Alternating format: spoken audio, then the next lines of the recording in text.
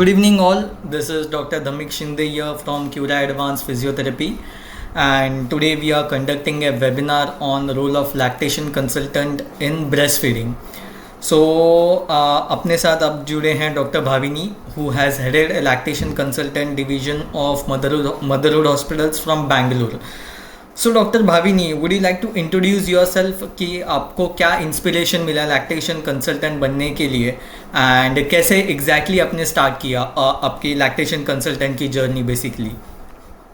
Right, तो जैसे कि I just give an introduction, I am a physiotherapist and हमारे कॉलेज के इंटर्नशिप के टाइम पे we had an option of opting for women's health. अब जैसे ऑर्थो हो गया, न्यूरो हो गया, कार्डियो हो गया, there is a field called women's health. तो इतना एक्सप्लोर उस टाइम पर भी नहीं हुआ था। आप देखोगे तो आज भी लोग अभी भी इस फील्ड के बारे में जान रहे हैं, दे गेटिंग टू नो कि ओके ऐसा कुछ भी होता है ऑप्शन में। तो हमको जब ऑप्शन मिला तो we had gone to motherhood hospital Panchshakti, yes motherhood hospital Panchshakti, and वहाँ पे हमने पहली बार देखा कि डिलीवरी के टाइम, डिलीवरी के बाद क्या इम्पोर्टेंस होती है ऑफ अ लैक्टेशन कंसल्टेंट। हम किस तरह से मदर्स को गाइड करते हैं, किस तरह से उनकी हेल्प करते हैं, एक न्यूबॉर्न बेबी की हमको कितनी केयर करनी पड़ती है, उस चीज़ में हमको काफ़ी इंटरेस्ट आया and it's a very different field from normal physiotherapy fields. तो इसकी वजह से I had an interest and then उसके बाद आई परस्यूड इट फर्दर। मैंने काम करना स्टार्ट किया। I work for almost 2 years and now I am just back. That's great. तो जैसे आपने बताया कि अपने कॉलेज के डेट से, कॉलेज के इंटर्नशिप से आपने स्टार्ट किया था लैक्टेशन कंसल्टेंट करना। सो अभी आपको लगभग कितने साल हो गए कंसल्टेंसी प्रोवाइड करते करते? 2 years। 2 years, that's a really very great experience. So doctor, क्या मुझे बता सकते हैं कि what is the exact role of lactation consultant in supporting breastfeeding and mothers? तो आप लोग कैसे as a lactation consultant exactly करते क्या हैं? बिकॉज कभी कभी क्या होता है कि नॉर्मल जो न्यू मॉम रहती है उन्हें समझ नहीं आता कि ब्रेस्ट फीडिंग कैसे किया जाए, तो वो यूजुअली पीडियाट्रिशियन या गायनोकोलॉजिस्ट को पूछते हैं। But lactation consultant, as a lactation consultant आपकी ड्यूटी कैसी रहती है और आपका रोल क्या रहता है बेसिकली ब्रेस्ट फीडिंग में? तो I will give you a brief outline, एक छोटा सा आइडिया दे सकती हूँ जिससे कि आपको और बाकी सबको भी एक आइडिया मिलेगा कि ओके ये क्या होता है करके। तो जैसे कि मैंने बताया, इंटर्नशिप के टाइम पे हमने जब देखा कि ये एक अलग ही फील्ड है, ऑर्थो न्यूरो से कम्प्लीटली डिफरेंट। तो जैसे कि एक मदर की पूरी जर्नी होती है, एक तो 9 months की जर्नी होती है, पूरी 9 months प्रेगनेंसी, उसको हम बोलते हैं एंटीनेटल। उसके बाद आता है उनका पोस्टनेटल जर्नी। तो पोस्टनेटल जर्नी में मेन हैंड होता है एज अ लैक्टेशन कंसल्टेंट। तो जैसे कि एक मदर ने डिलीवर किया और आप भी बोल रहे थे कि बहुत मदर्स बहुत कंफ्यूज होती है, then they go to a paediatrician, gynaec, ठीक है, तो उनसे भी उनको इन्फॉर्मेशन मिलती है। बट लैक्टेशन कंसल्ट का होल एंड सोल पर्पस यही होता है कि जो मदर है उसकी लैक्टेशन की जर्नी जितनी इजी हम कर सके उतना बेटर।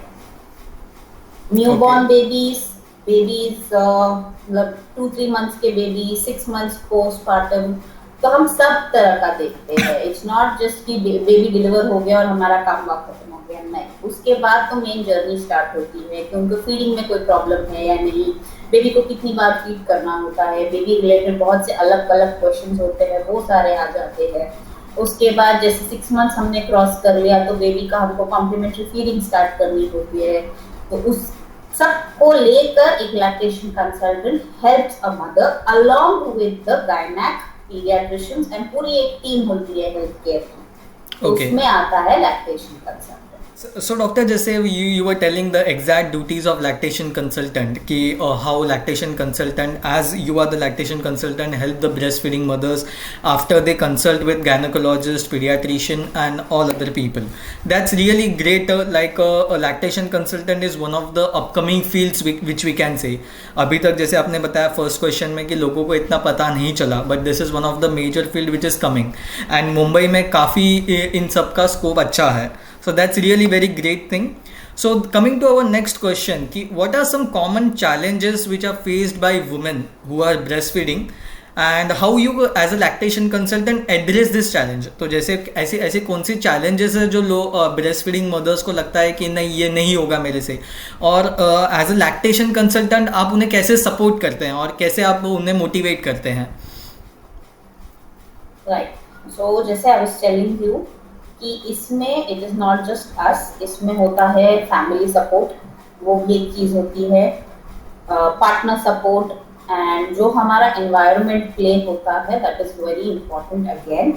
क्योंकि जैसे कि आप पूछ रहे थे कि डिफिकल्टीज क्या आती है मदर्स को, it is not just physical कि मैं बेबी को फीड कैसे करूँगी, बट उसके पीछे की भी सारी चीज़ें होती है। जैसे कि घर पे अगर उसको स्ट्रेस हो रहा है कि मुझे ये नहीं करने मिल रहा, the mothers have the biggest concern कि मैं ये कैसे करूँगी, मैं ये कैसे करूँगी।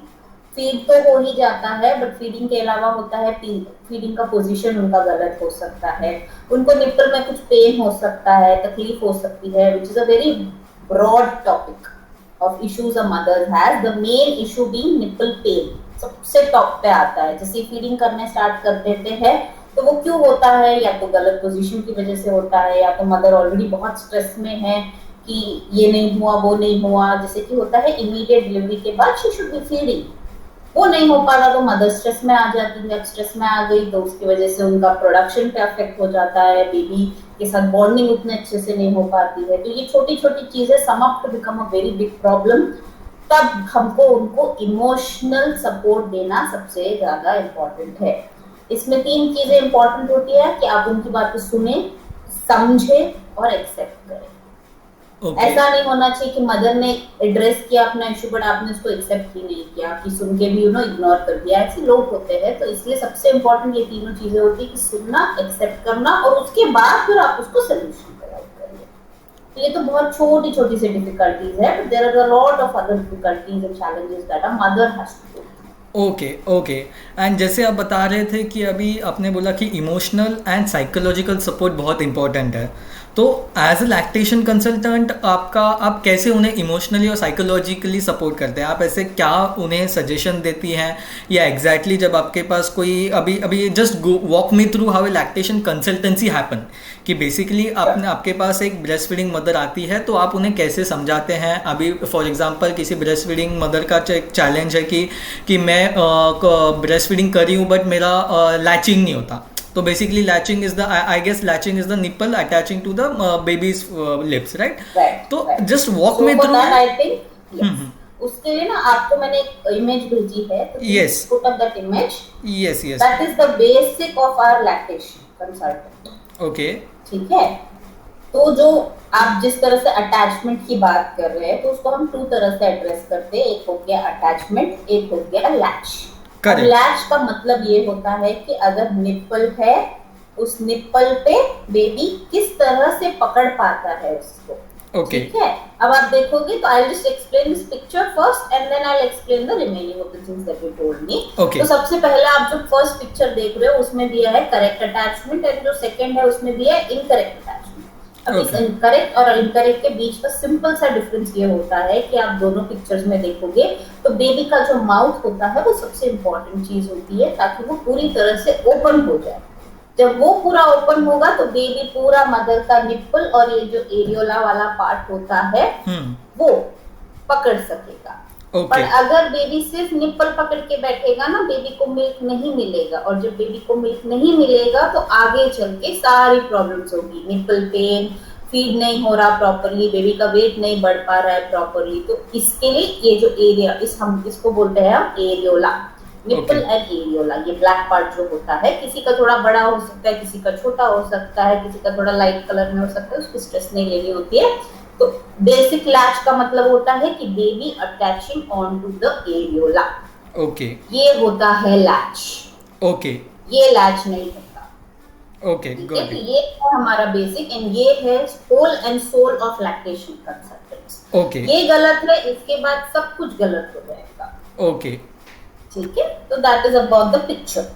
ना आपने मुझे बोला कि मैं आपको सिनेरियो एक्सप्लेन करूं कि हम क्या करते हैं बेसिकली। तो let's just take an example कि हमारे ओपीडी में एक पेशेंट आए हैं, जो पीडियाट्रिशियन को मिल के आए हैं। उनको पीडियाट्रिशियन ने बोला है कि बेबी का वेट थोड़ा और बढ़ना चाहिए, अभी नहीं उतना इंक्रीज हुआ है। तो वो आएंगे, बैठेंगे, जब आप बात करोगे तो आपको सबसे पहले पूछना है कि how are you doing, what happened, क्या हो गया, आप बताइए मुझे इशू क्या है। Then they will tell you the concerns कि सर ने बोला है या मैम ने बोला है the weight has not gone up, baby इतना वेट नहीं गेन कर पा रहा है, baby is not passing urine motion, वो सारी चीजें वो बताएंगे। आप उसको नोट डाउन करेंगे या माइंड में रखेंगे जैसे आपको कंफर्टेबल लगता है। वो करने के बाद फिर आप उनके सारे, जैसे मैंने बोला, उनकी बातें सुनेंगे पहले, we will listen to what they are saying. उसके बाद हम उनको एड्रेस करेंगे कि ठीक है ये सारे कंसर्न्स हैं आपके, मैंने सुन लिए आपके कंसर्न्स, अब इसके बाद ये हम कर सकते हैं, ये है आपका सोल्यूशन। तब आप उनको वो प्रोवाइड करेंगे। पहले ही नहीं बोलने जाना ठीक है ये गलत है ये ऐसे करो, नहीं, you listen, you accept and you tell the solution then. फिर यू करेक्ट, आप उनका फिजिकली देखिए कि वो फीड कैसे कर रहे हैं, क्योंकि बहुत बार ये होता है कि उनकी पोजीशन गलत होती है, तो उनको ऐसे नहीं बोलना अरे आपका गलत है, उनको बताना अच्छा ठीक है आपका ये थोड़ा सा हमको गड़बड़ लग रहा है, हम इसको करेक्ट कर लेते हैं या इसको थोड़ा बेटर वे में करते हैं। Lactation is all about the emotions. आप जिस तरह से बात करते हैं, जिस तरह से उनसे कम्युनिकेट करते हैं, वो इम्पोर्टेंट है। अगर यहाँ पे आप रूडली जाके बोल दो कि नहीं ये नहीं, ऐसे नहीं करना, वैसे नहीं करना, तो patient will already not feel connected with you. Patient का कनेक्शन फील होना बहुत जरूरी है। एंड देन आफ्टर उनको दिखाइए कि आप ये तरीकों से बेटर कर सकते हैं। Once they see that they get better with it, and उसके बाद फिर आप उनको होम रेमेडीज बताइए, आप ऐसे ट्राई कर सकते हैं, वैसे ट्राई कर सकते हैं। This is just a gist of what we do in an OPD setup. That's really great कि आप इतना efforts लेते हैं. As you said, lactation consultant is more of the communication skills and how you make the mother feel about her own body. Because what I have seen after pregnancy, most of the women have that postpartum depression and उनका एक bodily structure change हो जाता है. And your role is very effective in that. As a lactation consultant, आप उन्हें psychologically as well as उन्हें एक support provide करते हैं. That's really beautiful. So just एक मुझे जानना है कि could you share a success story. क्या जैसे आपके अभी इतने 2 साल का आपने बताया कि you have 2+ years of experience, so could you share a success story और a basically a memorable experience जहाँ पे लगा कि नहीं, मैं as a lactation consultant I have made a difference in to a women's life, I have made her more independable. Would you like to share that a success story? Yes, so I have a lot of stories, but I would say this is one where I felt the parents were very happy. Okay, so the baby actually जो preterm babies होते हैं, so sometimes they're taken to the NICU, they're kept over there for a longer duration. तो उसमें weight आ जाता है and all the other characteristics आ जाते हैं। तो जैसे baby NICU से discharge होके आया, that baby was still around 1.89ish kgs. ठीक है, तो बेबी आपके पास आ गया, बट स्टिल तब फीडिंग थोड़ा डिफिकल्ट होता है क्योंकि बेबी बहुत छोटा सा होता है उस टाइम पे। तब हम कब फीडिंग कराते हैं बेबी को? अब इसको ऑलरेडी हो गया था ऑलमोस्ट अ मंथ बेबी की डिलीवरी के बाद, और जितना जल्दी हम ये सब कराएंगे उतना अच्छा। तो अब ये घर जा चुके हैं with the baby discharge post NICU। NICU के बाद अब वो आए हैं पीडियाट्रिशियन के पास। पीडियाट्रिशियन से उनको वो आ गया कि ठीक है आप बेबी को फीड करा सकते हो करके, तो वो तब आते हैं हमारे पास। फिर से कुछ खुद से कर सकते हैं, खुद हमारे पास आ जाते हैं। तो तब मदर का स्ट्रेस ये होता है कि नहीं, अगर मेरी बेबी को तकलीफ हो गई या मेरे बेबी को डर लग गया या बेबी को चोकिंग हो गया या कुछ भी ऐसे, mothers will have all sorts of stress in them. तो वो आए मेरे पास, उन्होंने बोला मैम सर ने तो बोला है फीड कर सकते हैं बेबी को करके, बट हम अभी भी डाउटफुल है कि पता नहीं बेबी करेगा नहीं करेगा। तो हमने सिंपल सा उनके बेबी को ब्रेस्ट पे डाला and the baby started sucking very easily. अब ये नहीं बोलूंगी कि सबके लिए इतना इजी होता है या इतना सिंपल होता है, तो थोड़ा टाइम लगता है, but that baby was very comfortable, very easily lashed and parents were very surprised कि ओ इतना इजी था ये हमसे हो सकता था, बट हमने किया नहीं। तो वो स्ट्रेस ब्लॉक की वजह से आ जाता है। स्ट्रेस हो गया, इसलिए they did not even attempt कि हम खुद से ट्राई करें। फिर हमने जब किया तो बेबी वाज वेरी कंफर्टेबल, वो भी बहुत खुश थे and then they started feeding. तो वो उनके लिए कॉन्फिडेंस हो गया and parents, not just the mother, the father as well was very happy कि ओके ये हम कर सकते हैं। और फिर वो खुश होके घर पे गए। जब भी उसके बाद they met us, they were very happy कि ठीक है आपने हमारे बेबी के लिए हमको इतना कॉन्फिडेंट करवाया, not just the mother but the father as well as the grandmother. तो जब भी उसके बाद फॉलो अप जिसके लिए आए हैं, दे वर वेरी हैप्पी कि मैम ये देखो आप ही संभालो इस बेबी को, आप ही संभाल सकते हो। तो these are the things that they say, वो अच्छे जेस्चर्स हैं, सुनने में बहुत अच्छा लगता है। That's really a sweet story which you have said. But कितना एक after all when the baby starts feeding on the mother's breast milk, that is one of the most important for you as a lactation consultant. तो जैसे आप बता रहे थे कि you mentioned about the stress block. So just I have this concern. So whenever this woman have the stress or whenever they have the anxiety, does it affect the breast milk production? क्योंकि आपने ये term भी use किया milk production. तो does it affect the milk production or is it normal stress के इसमें? नहीं, it does affect the milk production. उसमें ये हो जाता है कि जैसे मदर का सबसे बड़ा जो फैक्टर होता है that blocks the milk to come out is the stress levels.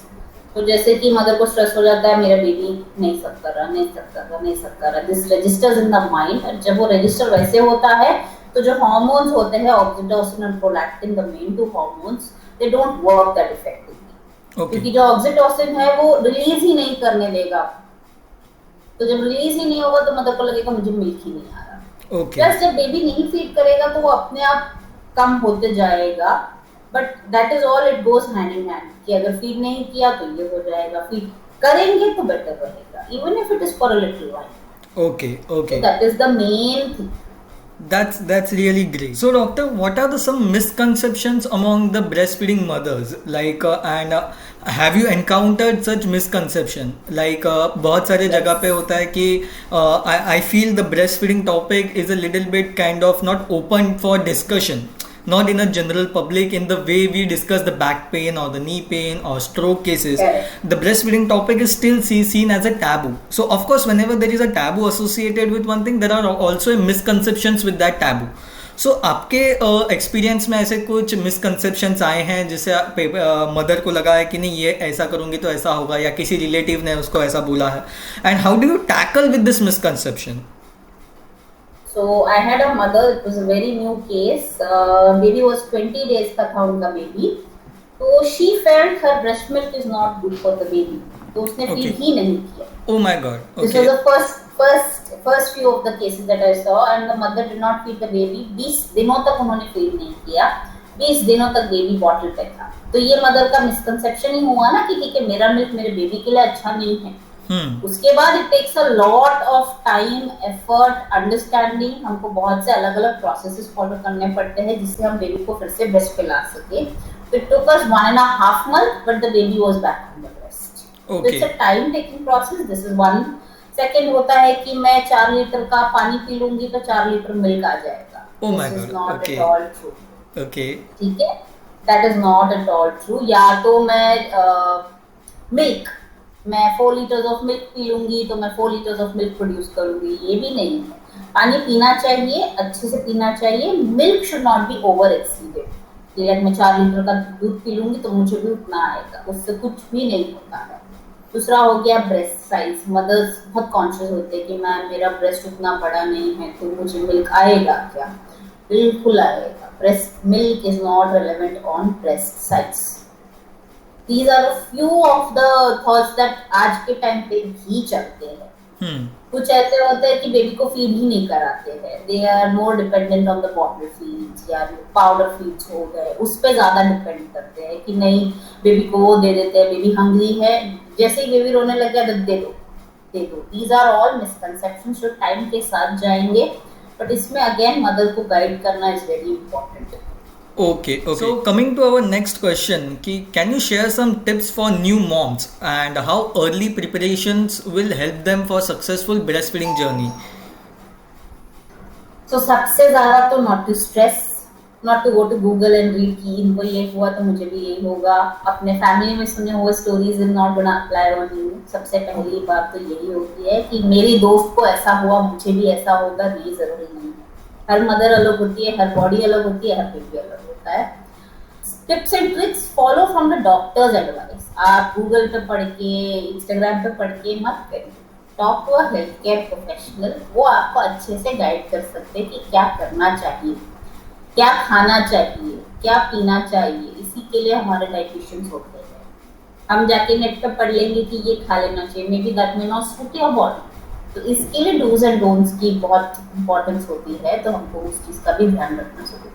So, what advice do you have for husbands basically? So, as a husband, how husband can support his wife during breastfeeding journey? सबसे पहले तो husband must be there delivery के बाद, delivery के पहले, during the whole process. जैसे baby है या डिलीवरी के बाद मदर इज वेरी टायर्ड, ठीक है, मतलब बहुत थक गई है, तो अगर बेबी का डायपर चेंज करना तो father should be there. Lactation class चल रही है या the consultant is explaining something, father should be there, ताकि उनको भी इंफॉर्मेशन हो, इक्वली इंफॉर्मेशन हो. क्योंकि मैंने बहुत बार ऑब्जर्व किया कि सिर्फ मदर है, फादर नहीं रहेगा, walk out of the room, क्योंकि पता नहीं, like you said, it's a taboo still. Some people are not really comfortable talking about these things, but ये होना चाहिए जहाँ पे father and the family members are equally educated कि नहीं ये भी होता है, हमको इस चीज से करनी है. जैसे कि मिथ्स एंड फैक्ट्स हो जाते हैं अबाउट ब्रेस्ट फीडिंग, ये नहीं करना चाहिए, ये करना चाहिए, तो इसीलिए बहुत इंपॉर्टेंट होता है the chain of circle that is around. Okay, that's great. So, that is the partner and the family, both. Okay. So, just when the lactation consultant happen, do you suggest कि partner का भी रहना consultation में ज़रूरी है, as such as उनके एक family member का भी, एक्सेप्ट हस्बैंड, फैमिली मेंबर का भी होना कंसल्टेशन में ज़रूरी है? Am I right? Yes. That's really great. What are your advices for working women who are on their breastfeeding journey? So what kind of techniques they can apply, or how they can breastfeed their mothers while they're doing their work from home, or even if they are office? What is your suggestion on that? So it's post 6 months जब mothers go back to work, that is the duration basically. तो उस time पे क्या होता है कि they should start expressing the breast milk out, that is called as EBM, और you can start using a breast pump. आप pump करना स्टार्ट करो. जैसे आप पंप करना स्टार्ट करते हो, आप उसको स्टोर करके रखो, तो घर पे जो है वो बेबी को मिल्क दे सकते हैं. तो जैसे कि अगर आपका काम 10 बजे से स्टार्ट होता है, तो मॉर्निंग में बेबी को 2 बार फीड करा दीजिए, पंप कर लीजिए, स्टोर कर लीजिए. काम पे जाइए, घर पे they can give the baby that milk in a cup और कटोरी या पालाडा में दे सकते हैं. उसके बाद आप जैसे ही घर वापस आओ, you feed the baby and make sure कि आप रात को भी फीड करो. Night feeds are very important. तो जैसे आप ये करोगे उतना अच्छा आपके बेबी के लिए रहेगा. जैसे कि मैंने बताया था कि जैसे स्टिमुलेशन होते रहेगी निप्पल में, तो ब्रेन में सिग्नल जाएगा, तो मिल्क पड़ेगा. तो इट्स द सेम थिंग कि आप मिल्क एक्सप्रेस करते जाइए, आप देते जाइए, आप पंप करते जाइए, आप फीड करते जाइए. तो उससे क्या होगा कि बेबी के लिए भी अच्छा रहेगा और आपके लिए भी बेटर रहेगा at the same point. Okay. तो जैसे आपने अभी मेंशन किया कि आप ब्रेस्ट मिल्क पंप करके you can store it, so वो नॉर्मल रेफ्रिजरेटर में स्टोर कर सकते हैं, और do we need any specialised equipment for it? Not at all. आप अपने नॉर्मल घर के फ्रिज में स्टोर करके रख सकते हो. जिस उसके थोड़े स्पेसिफिकेशंस होते हैं. ओके. कि जैसे कि एक बार आपने अगर उसको निकाल दिया, you can not put it back inside. तो इसलिए they use those milk pouches. Okay. आजकल इसका ये दे कैन स्टोर अपने नॉर्मल फ्रीजर में आप 6 to 9 मंथ स्टोर करके रख सकते हो. There is no issue. Okay, that's great. And आपने और एक मेंशन किया था कि there are pumps which are available, right? So, are there any specific pump which differentiate like breast size के हिसाब से अलग होता है, कि सबका एक common pumps available आते हैं? तो हमको जैसे आपने बोला पंप्स होते हैं. पंप्स भी हमारे पास 2 टाइप्स के होते हैं. एक हो गया हम खुद के हाथ से पंप करते हैं, उसको हम बोलते हैं मैनुअल पंप. और एक हो जाता है इलेक्ट्रिकल पंप जो मशीन करती है. आज के जनरेशन में it's easier, people mostly prefer the electrical ones, क्योंकि टाइम थोड़ा सा बच जाता है, थोड़ा सा उनको ईज आउट हो जाता है. तो ये 2 टाइप्स के पंप्स होते हैं. एंड उसको आप जितना रेगुलरली यूज करो from the start of your delivery, उतना better है आगे जाके, क्योंकि that will also help you in increasing the milk supply. Okay. उसको आप स्टोर करके रख सकते हो वैसे. Okay, that's great. आपने एक और पॉइंट क्या बोला था about the pumps? Are there any different sizes of pumps according to the breast size? Yes. Coming to that, तो जैसे कि होता है कुछ मदर्स का थोड़ा एक्स्ट्रा हेवी ब्रेस्ट हो जाता है. तो उनके लिए अगर आप छोटे फ्लांज का पंप लोगे तो वो बहुत डिफिकल्ट हो जाएगा उनके लिए, it will not fit in properly. तो if there are heavy breast, तो उनके लिए specifically there is one other thing in Medela. Medela is there for everyone, but breast big है तो better is Medela choice. Okay. That's really That's helpful. the brand. I guess it is really helpful for all the people who are watching this and for the participants as well कि कितने types के pump होते हैं कैसे करना है. That's really great. So doctor, just one question here कि आप जो lactation consultancy provide करते हैं, so do you provide online consultation as well कि आपको physically मिलना पड़ता है basically? I would say it's a better thing if we can do it in person physically, but online is also possible because there's a जैसे कि mother's होते हैं they are in a lot of pain sometimes. It's not really possible कि वो आपके पास उठ के आ सके या आप उनके पास जा सको. तो this is not a bad medium. But जितना पॉसिबल है कि जैसे आप ब्रेस्ट को असेस कर सकते हो, टच कर सकते हो, समझ सकते हो, तो उसके लिए it be a better thing in person. But online is also a good option. Okay. And one of the participants in the form, they have asked about ki how about the tumors, the person who have suffered from breast cancer in the earlier stage, and they have delivered a baby. So what do you suggest कि जिनका breast cancer का surgery हुआ है या tumors है, उनको उनका breastfeeding journey कैसा रहता है basically? So basically breastfeeding is only stopped when there is ongoing medication. Okay, ठीक है. जैसे कि आपने ट्यूमर्स का बोला, अगर ट्यूमर का करंट मेडिकेशन चल रहा है, that is under the prescription of the doctor when we stop the feeding. Okay. नहीं तो the mother can still go ahead and feed. We have breastfed covid mothers, we have seen mothers with hepatitis feed, we have seen mothers with HIV feed. So there is absolutely nothing that stops a mother. But yes, जब tumour जैसी thing आ जाती है तो the doctors prescription in it matters, क्योंकि there are certain drugs that can cause discomfort for the baby and baby के लिए harmful हो सकते हैं. तो तब हम वो मेडिसिन अवॉइड करते हैं, तब उसी केस में हम ब्रेस्ट फीडिंग अवॉइड करते हैं. Otherwise breast feeding is not stopped at all. Okay, that's really a beautiful piece of information. I guess a very insightful information you have shared with us today. Doctor, one question from another participant was like कि how shall we start breastfeeding for a premature baby? So उनका baby prematurely born है, so उनका breastfeeding journey कैसा वो start कर सकते हैं? तो जैसे कि I was telling you the example तक थी, तो प्रीमेच्योर बेबीज जो होते हैं उनकी हम फीडिंग पहले से ही स्टार्ट करा देते हैं with paladai. The thing called paladai for newborn babies. Premature babies और नॉर्मल टर्म बेबीज हम उनके लिए पालाडा फीडिंग, कटोरी फीडिंग सब करा सकते हैं. Cup feeding basically call all those things. तो स्लोली जैसे कि बेबी का वेट हैज क्रॉस 2 kgs और 2.2 kgs, हम सिवियरिटी को असेस करके भी गो अहेड.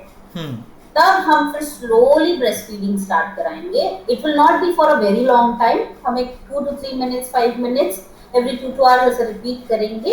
जैसे जैसे बेबी का वेट विल प्रोग्रेस, उसके बाद फिर हम full fledged half an hour जितना फीडिंग कराएंगे. उसमें भी बेबी इज टायर्ड तो देयर आर डिफरेंट मेथड्स, जैसे कि फिंगर फीडिंग हो गया, जैसे कि हम ये बेबी के माउथ में डालते हैं, it gives the baby the same feeling of a breast. तो ये तरह के मेथड्स होते हैं जिससे हम स्लोली स्टार्ट करते हैं with the preterm weight. Okay. So what is the minimum weight or the weight which baby's weight जहाँ से हम breastfeeding start कर सकते हैं? Is there any specific weight limit कि उसके नीचे नहीं कर सकते? हाँ, तो babies below see we have, I would not generalize it, but basic is 2 kgs plus. Okay. 1.8, 1.9 babies also we have fed, but again 2 plus kgs. See, 2.5 is considered as a normal. ठीक है, term babies जो आते हैं 2.5 is the normal.